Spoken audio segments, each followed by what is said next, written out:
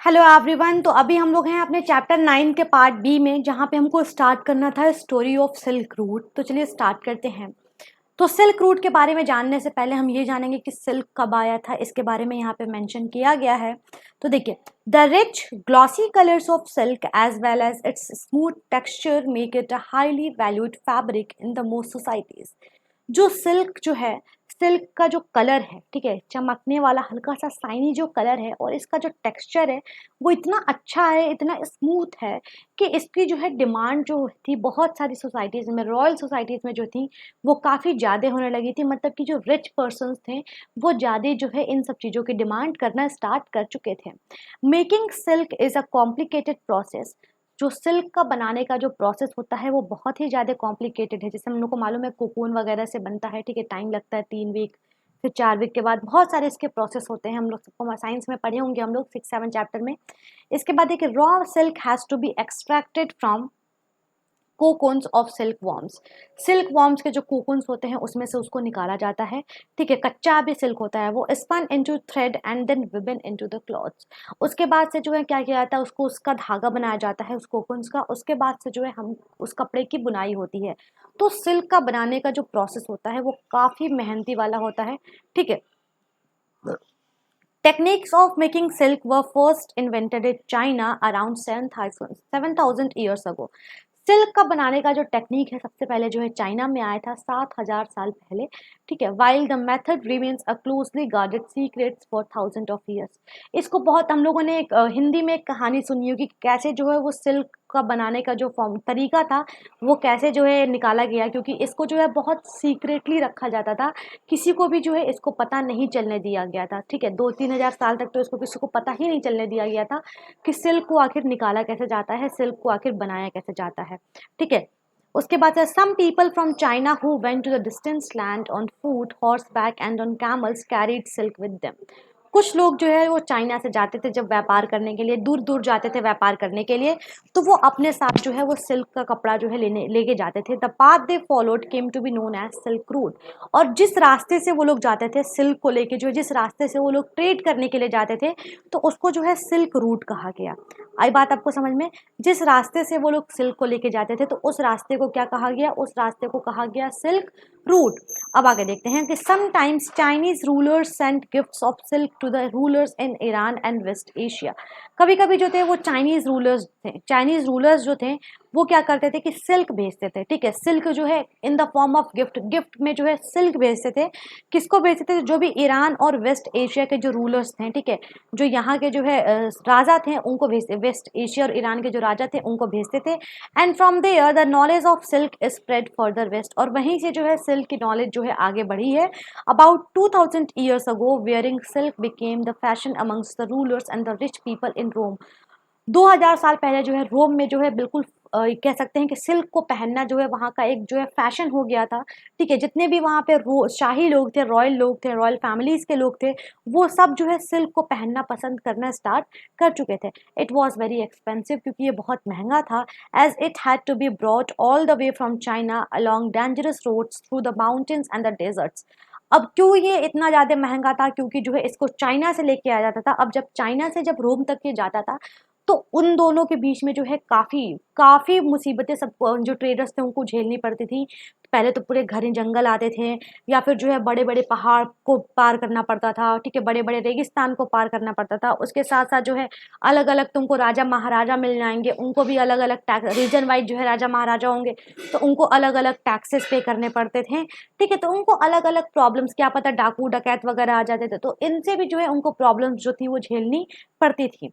इसके बाद है कि people living along the route often demanded payments for allowing traders to pass through. जो भी जो है उस रास्ते में रहते थे, जैसे मैंने बताया, जो भी राजा महाराजा जिनका राज्य था उसमें, तो जो भी उस रास्ते पे राज्य करते थे वो हमेशा जो है टैक्सेस की डिमांड करते थे ताकि वो वहां से पास कर सके, ठीक है। अब आगे देखते हैं।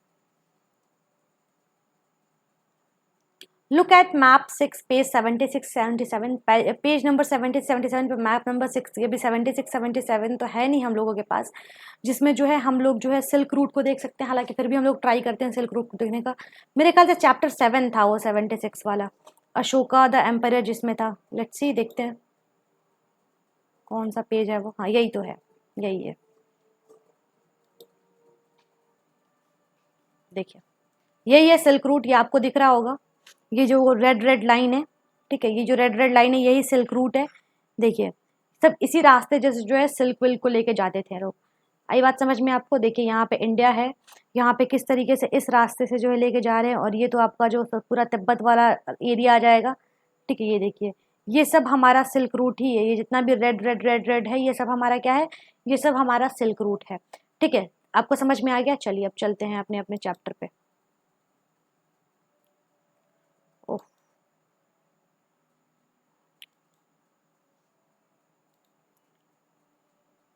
चलिए some kings tried to control the large portion of the route. बहुत सारे जो है राजा थे वो चाहते थे कि जो रूट है, सिल्क रूट है, इस पे अपना काफी कब्जा जमा लें, ठीक है। अब जमा लेंगे तो क्या होगा कि इससे इससे क्या होता है कि सिल्क रूट पे अगर वो कब्जा जमा लेते तो पता ही है बहुत सारे व्यापारी जो है आ रहे हैं, क्योंकि सिल्क जो है दिन पे दिन बहुत ज्यादा फेमस होते जा रहा है।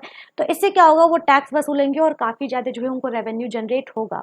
This was because they could benefit from the taxes, ताकि जो है वो टैक्सेस से बेनिफिट पा सके। Tributes and the gifts that were brought by the traders travelling along the route, और जितने भी जो है गिफ्ट्स जो है वो ट्रेडर्स लाएंगे वहां के राजा महाराजा के लिए, जो भी उस रूट से गुजरेंगे वो कुछ ना कुछ गिफ्ट्स तो लाएंगे ही। In return they often protected the traders who pass through their kingdoms from attacked by the robbers, और उसके बदले में राजा क्या करता था कि उसके बदले में राजा जो है उनको जो है जितने भी कह सकते गुंडे थे, ठीक है, जितने भी डाकू वगैरह थे उनसे बचाता था, ठीक है। अगर डाकू वगैरह मिल जाएंगे तो क्या करेंगे, वो सारा सामान लूट लेंगे, तो इससे जो है राजा जो है उन लोगों को बचाता था। अब आगे देखते हैं। The best known of the rulers who control the silk route was were the Kushanas. सबसे अच्छे रूलर जिन्होंने सिल्क रूट को कंट्रोल किया था वो थे Kushanas, who ruled over 2000 who ruled over Central Asia and Northwest India around 2000 years ago। उन्होंने जो है 2000 साल पहले जो है सेंट्रल एशिया और नॉर्थ वेस्ट इंडिया पे जो है रूल किया था, ठीक है। The two major centres of the power were Peshawar and Mathura. दो सबसे जो है मेजर सेंटर माने गए थे जो पावर का, जहाँ पे जो अच्छी खासी आर्मी, अच्छी खासी फौजें और अच्छा खासा कैपिटल था, तो वो था पेशावर और मथुरा, ठीक है। Takshashila was also included in the kingdom. इनके किंगडम में तक्षशिला भी आता था। During their rule a branch of the silk root extended from Central Asia down to the seaports, the mouth of the river Indus, from where the silk was shipped westward to the Roman Empire। इनके समय में जो है एक silk route भी बना था जो सेंट्रल एशिया से बना होने की निकलता था, ठीक है, इंडस रिवर से लेके निकलता था, और वो कहाँ जाता था, रोमन एम्पायर के पास जो है वो जाता था। The Kushanas were amongst the earliest rulers of the sub continent to issue gold coins. Kushana जो थे सबसे पहले ऐसे रूलर्स थे जिन्होंने जो है गोल्ड कॉइन्स को इशू किया था। These were used by the traders along the silk route. और ये कौन यूज करता था, तो ये जितने भी जो ट्रेडर्स थे जो सिल्क रूट को फॉलो करते थे, सिल्क रूट से जो जाते थे, वो इन चीजों को यूज करते थे। आगे देखते हैं यहाँ पे स्प्रेड ऑफ बुद्धिज्म। बुद्धिज्म जो है वो कैसे स्प्रेड होता है, क्या होता है, इसके बारे में जरा देखते हैं। The most famous Kushanas ruler was Kanishka. Kanishka जो था कुशाना डायनेस्टी का सबसे जो है फेमस रूलर था, जिसका नाम था कनिष्का, ठीक है। कुशाना डायनेस्टी का सबसे फेमस रूलर जिसका नाम था कनिष्का, जिसने जो है 1900 साल पहले जो है राज किया था। ही ऑर्गेनाइज्ड अ बुद्धिस्ट काउंसिल। उसने जो है एक बुद्धिस्ट काउंसिल को ऑर्गेनाइज किया, ठीक है, एक बुद्धिस्ट की मीटिंग को ऑर्गेनाइज किया, समझ लीजिए एक टाइप से एक एसोसिएशन उसने बनाया, ठीक है। Where scholars met and discussed important matter, जहाँ पे जो है बहुत बड़े बड़े जो है बुद्धिमान लोग आए और उन्होंने जो है बहुत इंपॉर्टेंट मैटर्स पे जो है बात की, इंपॉर्टेंट सब्जेक्ट्स पे बात की, ठीक है। अब क्या है, अश्वघोषा a poet who composed a biography of Buddha, the Buddhacharita lived in his court. अब देखिए अश्वघोषा जिन्होंने जो है क्या कहते हैं बुद्धा के बारे में जो है बहुत सारी चीजें लिखी थी, तो जो है वो उनके कोर्ट में रहते थे। अश्वघोषा and other Buddhist scholars now begin writing in Sanskrit. अब जो अश्वघोषा और जो भी बुद्धिस्ट स्कॉलर्स जो राइटर्स थे उन्होंने जो है अब संस्कृत में लिखना स्टार्ट कर दिया था। अब देखते हैं a new form of Buddhism known as Mahayana Buddhism. अब देखिए समय के साथ जो है ना वो बुद्धिज्म में थोड़ा सा परिवर्तन भी आने लगा, ठीक है, बुद्धिज्म में थोड़े चेंजेस भी आने लगे। तो अब जो समय के साथ जो चेंज आया बुद्धिज्म में वो था महायाना बुद्धिज्म। अब इसमें क्या था, these had two distinct feature, इसके दो अलग अलग फीचर्स थे। पहला, earlier the Buddha's presence was shown in sculpture by using certain sign. पहले जो है बुद्धा की जो प्रेजेंस है, बुद्धा की जो बुद्धा कह सकते हैं बुद्धा को जो है साइंस के फॉर्म में दिखाया जाता था, ठीक है, मूर्ति बनाई जाती थी लेकिन मूर्ति में जो है उनको नहीं दिखाया जाता था, कुछ सिंबल्स, कुछ साइंस बना दिए जाते थे, उसके फॉर्म में दिखाया जाता था, ठीक है। For instance his attainment of enlightenment was shown by the sculptures of people tree, जैसे कि जो है अगर उनको जो है ज्ञान की जब प्राप्ति हुई थी पीपल ट्री के नीचे, मैंने बताया था आपको, जो कह सकते हैं कि बोध गया में जो हुआ था, बोधि ट्री बोला जाता है उसको, तो वहां पे जो है उनको जो ज्ञान की प्राप्ति हुई थी, तो उसको जो है एक पीपल के पेड़ पे दिखाया गया है, एक पीपल का पेड़ बना दिया गया, तो इससे समझ में आता है कि ये बोधि ट्री है, ठीक है। तो ये सारी चीजें दिखाई, डायरेक्टली जो है किसी के पिक्चर जो है वो नहीं दिखाई जाती थी। Now statues of the Buddhas were made, लेकिन अब जो है महायान बुद्धिज्म जब से आ गया, ठीक है, जब कुछ कुछ चेंजेस होते हैं, देखिए समय के साथ बहुत सारी चीजें चेंज होती हैं, जैसे आप लोग भी क्या होंगे, पहले कुछ और होंगे, लेकिन कुछ समय के साथ साथ आप पे चीजें अपग्रेड होनी स्टार्ट होंगी, ठीक है। तो वैसे ही जो है बुद्धिज्म में भी ये चीजें अपग्रेड होनी स्टार्ट हुई, तो पहले जो है पिक्चर्स नहीं बनाए जाते थे, पहले स्कल्पचर्स नहीं बनते थे, लेकिन अब क्या हुआ है कि अब ये चीजें जो है बनने स्टार्ट हो गई। Many of these were made in Mathura, बहुत सारे इसमें से मूर्तियां जो है मथुरा में भी बनी, while others were made in Takshashila, और बहुत सारी मूर्तियां जो है वो तक्षशिला में बनी, ठीक है। अब आगे देखते हैं। The second change was a belief in Bodhisattvas, जो दूसरा चेंज था वो था कि बोधिसत्वाच से belief, these were supposed to be person who had attained enlightenment, ये वो लोग थे, बोधिसत्वाच जो थे वो लोग थे जिन्हों जो ऑलरेडी जो है ज्ञान की प्राप्ति कर चुके थे, ठीक है। Once they attend enlightenment they could live in complete isolation and meditate in peace, अगर एक बार जब वो जो है एनलाइटमेंट उनको मिल जाता है, ठीक है, एक बार उनको ज्ञान की प्राप्ति हो जाती है, तो वो क्या करते हैं कि वो अपने आप को जो है आइसोलेशन में अकेले रख लेते हैं और शांति में जो है मेडिटेट करते हैं, भगवान की भक्ति में लीन हो जाते हैं। However, instead of doing that, they remained in the world to teach and help other people. अब क्या हुआ कि पहले तो उनको यही माना जाता था कि अब जब एक बार इन्होंने जो है ज्ञान की प्राप्ति कर ली तो इनको अकेले रहना है, अकेले रह के जो है इनको जो है क्या करना है, मेडिटेट करना है, ठीक है। लेकिन अब क्या था कि अब जो है इनको ये काम करने के बजाय इनको ये बोला गया कि अब आप क्या करेंगे कि आपको अकेले नहीं रहना है, अब आपको दूसरे लोगों को भी कुछ चीजें सिखानी है।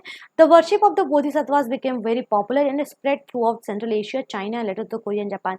अब बोधिसत्वास की जो वर्शिप थी वो जो है अब बहुत ज्यादा जो है पॉपुलर होने लगी, और कहाँ कहाँ तक फैली है, तो सेंट्रल एशिया से लेके चाइना और कोरिया और जापान, इन सब जगहों पे ये पूरी तरीके से आके फैल गई। अब देखते हैं यहाँ पे, Buddhism also spread to western and southern India, Buddhism जो है वो वेस्टर्न और सदर्न इंडिया में भी काफी फैला। Where dozen of caves were hollowed out of hills for monks to live in, जहाँ पे जो है दर्जनों जो है गुफाएं बनाई गई, ठीक है, गुफाएं बनाई गई, पहाड़ों में से जो है गुफाएं बनाई गई ताकि वहां पे जो है जितने भी मॉन्क्स हैं वो रह सके, साधु संत जो है वो रह सके। Some of these caves were made on the order of the king and queens, ये जो है केव था वो किसके लिए किसके कहने पे बना था, तो किंग्स एंड क्वींस ने बनवाया था, या फिर जो है किसी मर्चेंट्स ने बनवाया था, या फिर किन्हीं किसानों ने बनाया था।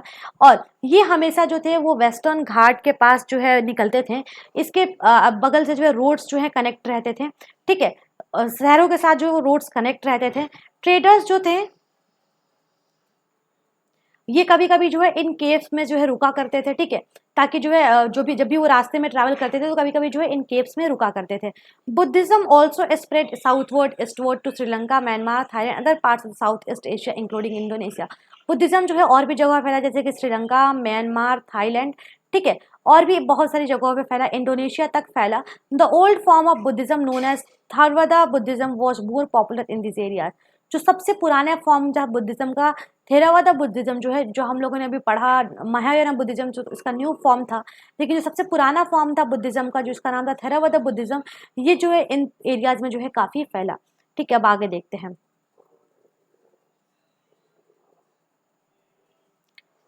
अब यहाँ पे देखते हैं the quest of the pilgrims. Pilgrims का मतलब क्या होता है, वो लोग जो हमेशा जो है क्या होते हैं कि पिलग्रिम्स का मतलब होता है वो जो हमेशा जो है वो यात्रा पे जाते हैं, ठीक है। क्या बोलते हैं यात्रा को, जो भी अच्छी यात्राएं होती हैं, जैसे कि मुस्लिम लोग जो है वो कहाँ जाते हैं, वो मक्का मदीना जाते हैं, वैसे ही हिंदुइज्म में जो है वो अलग अलग जगहों पे जाते हैं, ठीक है। तो पिलग्रिम्स मतलब वही होते हैं जो अपनी यात्रा पे जाते हैं, जो अच्छी यात्राएं होती हैं वहाँ पे जाते हैं। मुझे एक्चुअल में वो मीनिंग अभी याद नहीं आ रहा है, ऐसा हो जाता है ना कभी कभी, तो याद नहीं आ रहा मुझे, चलिए आगे। As traders journey to the distance land in caravans and ships, pilgrims often traveled with them। जो भी ट्रेडर्स जो थे वो जब भी जो है वो क्या करते थे, ट्रेडिंग के लिए जाते थे, तो इनके साथ साथ जो है पिलग्रिम्स भी जाते थे, ठीक है। वो लोग जिनको जो है अपनी यात्राओं के लिए जाते थे, ठीक है, होली प्लेसेस पे, ठीक है, अच्छी जगहों पे जितने भी जो है धार्मिक जगहें थी, ठीक है, धार्मिक यात्राओं पे जाते थे, धार्मिक जगहों पे जो ये लोग जाते थे, ठीक है, भगवान की पूजा करने के लिए, ठीक है। जैसे कि बहुत सारे लोग कहाँ जाते हैं, काशी आते हैं यात्रा के लिए, ठीक है। आई बात समझ में आपको? चलिए, the best known of these are the Chinese Buddhist pilgrims, जो भी बहुत कुछ भी कुछ इसमें से जो थे वो चाइना के बुद्धिस्ट पिलग्रिम्स थे, जिसका नाम था, पहला था वो हमारे फाजियान, ठीक है, जो आए थे हमारे यहाँ 1600 साल पहले। उसके बाद से था चुंगजांग, जिनका नाम था, वो आए थे 1400 साल पहले। और आई किंग जिंग, जो 50 साल पहले आए थे, 50 साल बाद आए थे उसके, ठीक है, उनका नाम था जुआंगजुआंग। जुआंगजुआंग के 50 साल बाद आए थे। They came to visit the places with the life of the Buddha, वो जो है लॉर्ड बुद्धा की लाइफ से रिलेटेड जितनी भी जगहें थी, ठीक है, वो कहाँ कहाँ जो गए थे, कहाँ कहाँ उन्होंने ज्ञान की प्राप्ति की थी, ठीक है, कहाँ पे उन लोगों ने उन्होंने इनलाइटमेंट लिया था, तो इन सब जगहों पे जो है वो गए थे, ठीक है, वो घूमना चाहते थे इन सब जगहों पे, ठीक है। और जितनी भी अच्छी अच्छी फेमस मोनास्ट्रीज है वहाँ पे भी ये लोग घूमना चाहते थे। Each of these pilgrims left an account of his journey, सब लोगों ने जो है कुछ ना कुछ अपनी जर्नी के बारे में लिखा।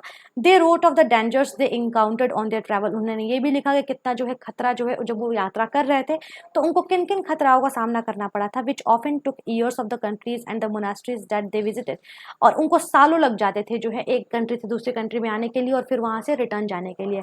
And the books they carried back with them, और अपने साथ जो है वो किताबें भी लेके जाते थे, ठीक है। अब यहाँ पे देखते हैं कि कैसे जो है फाजियांग जो है वो चाइना रिटर्न गए थे।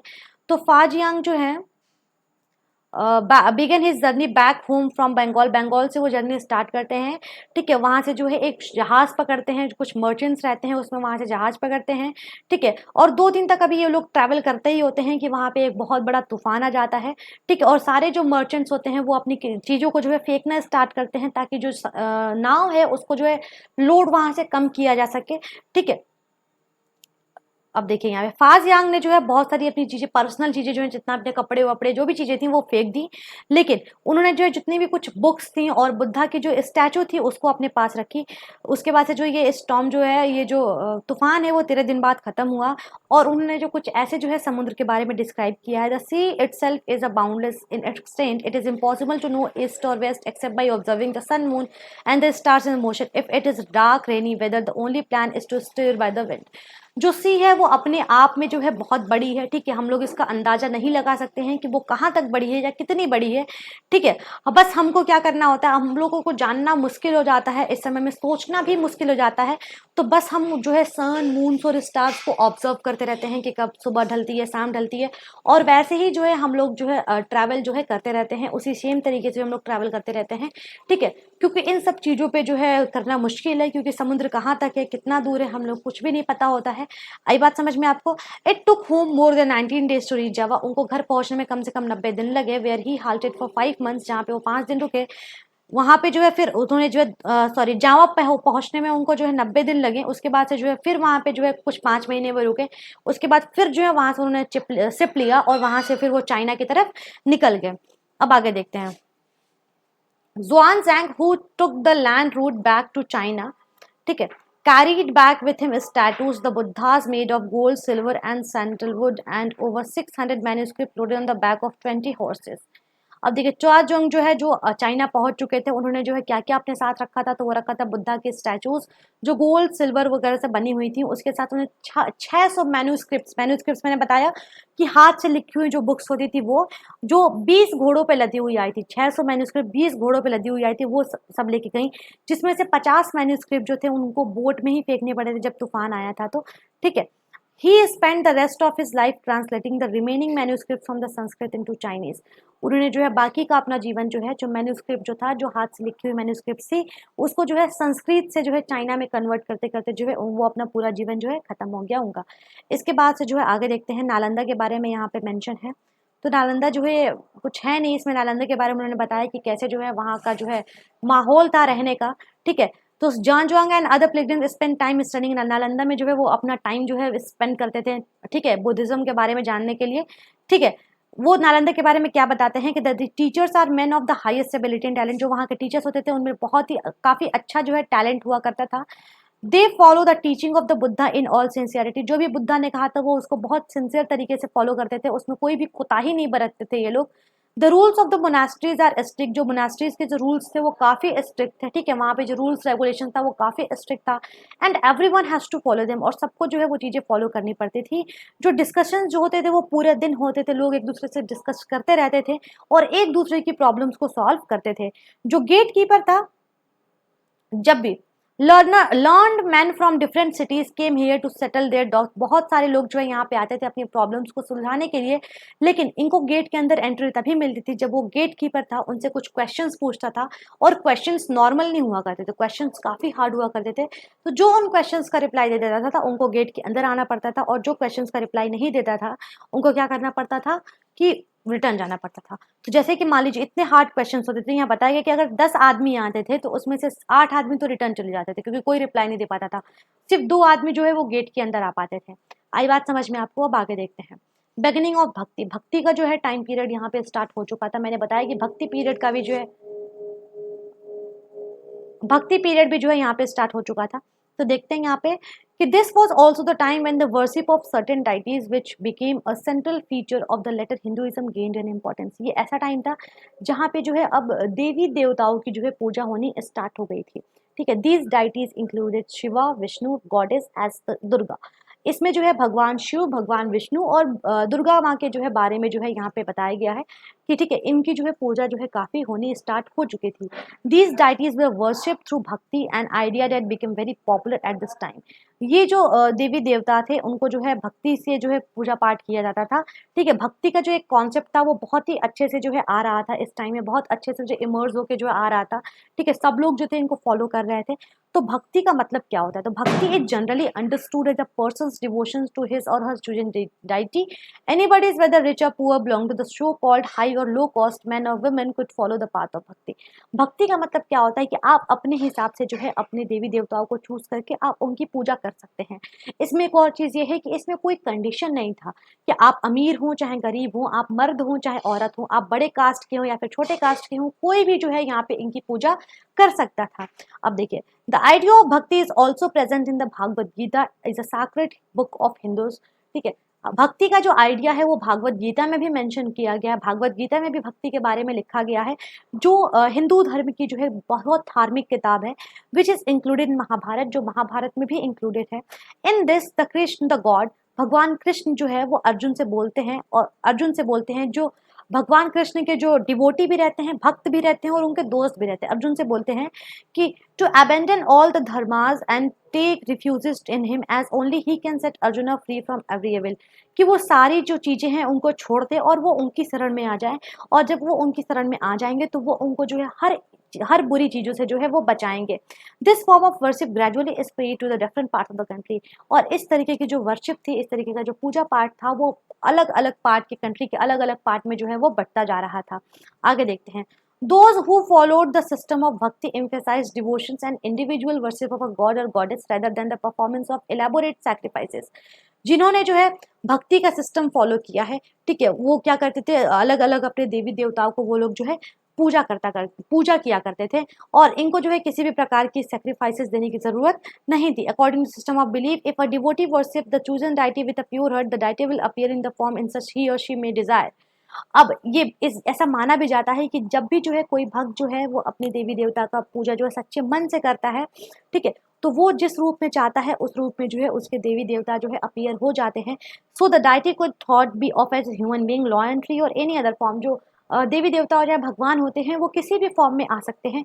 Once this idea gained acceptance, artist made beautiful images of this deities. जैसे ही ये आइडिया आया, ठीक है, जैसे ही ये आइडिया लोग मानना स्टार्ट किए, जैसे इन चीज़ों को मानना स्टार्ट किए, जैसे ज़्यादा लोग जो है ये पॉपुलैरिटी बढ़ती गई, तो वैसे जो है आर्टिस्ट ने जो है ऐसे भगवान की कुछ पिक्चर्स बनानी जो है, छोटे छोटे कुछ इमेजेस बनाने जो है वो स्टार्ट कर दिए हैं, ठीक है। अब आगे देखते हैं। भक्ति का यहाँ पे मतलब बताया गया है, तो भक्ति का मतलब जो है संस्कृत वर्ड से लिया गया है जिसका मतलब है डिवाइड और शेयर, ठीक है। इसमें रिलेशनशिप बताता है भक्त और उसके भगवान का, ठीक है। इसके बारे में चलिए, यहाँ पे एक पोयम लिखा हुआ है तो आगे देख लेते हैं हम लोग यहाँ पे क्या है। यहाँ पे बस थोड़ा सा है, because the deities were special, these images of the deity were often placed within the special homes places that we describe as a temple. क्योंकि जो है जो भगवान थे वो काफ़ी स्पेशल थे लोगों के लिए, तो इनकी जो पिक्चर्स थी उनको एक अलग घर में रखा गया था, ठीक है, जिसको हम लोगों ने मंदिर भी कहा है। या फिर घर में कुछ अलग प्लेस बना दिया जाता था उनको रखने के लिए। You will learn more about temples in chapter 11 में आप लोग जो है टेम्पल्स के बारे में काफ़ी पढ़ेंगे। Bhakti inspired some of the best expression in art, sculpture, poetry and architecture. Bhakti जो है बहुत सी चीज़ों को बताता है, जैसे कि आर्ट बताता है, मूर्ति वगैरह बताता है, ठीक है, उसके साथ पोइट्री, वो अलग अलग जो हाइम्स हैं, उसके साथ आर्किटेक्चर, मंदिरें बनी तो उसमें भी बहुत सारी चीज़ें जो है हमको ये चीज़ें बताती हैं, ठीक है। तो यहाँ पे ये हमारा चैप्टर खत्म होता है। यहाँ पे थोड़ा सा हिंदू के बारे में लिखा था कि ये टर्म जो है वो हिंदू कहाँ से आया। तो हिंदू ये टर्म आया नहीं कहीं से, ये स्पेसिफिकली आया नहीं। जो अरब थे या फिर जो ईरानियन थे, जब वो हमारी कंट्री में आए थे, तो हमारा जो कंट्री है यहाँ पे आपको मालूम है कि यहाँ पे जो है इंडस रिवर है। मुझे मैप बनाना नहीं आता है, सॉरी, कोशिश मैं कर रही हूँ। यहाँ पे इंडस रिवर है, यहाँ से जो इंडस रिवर, यहाँ से जो इंडस रिवर आती है, तो इंडस रिवर के रहने वाले इंडस रिवर के पार रहने वाले लोगों को इन लोगों ने जो है इंडो इंडो बोलना स्टार्ट किया। तो ईरान अरब में जो है ना, आई को वो लोग क्या बोलते हैं, वो लोग एच थोड़ा सा प्रोनाउंस करते हैं, तो वही इंदू से लेके जो है वही हिंदू वर्ड जो है ओरिजिन यहाँ से आया है। आई बात समझ में आपको? चलिए, यहाँ पे ये हम लोग कंप्लीट हो गया हमारा जो है 9th चैप्टर। अब हम लोग मिलेंगे अपने नेक्स्ट चैप्टर की तरफ। तब तक के लिए थैंक यू सो मच।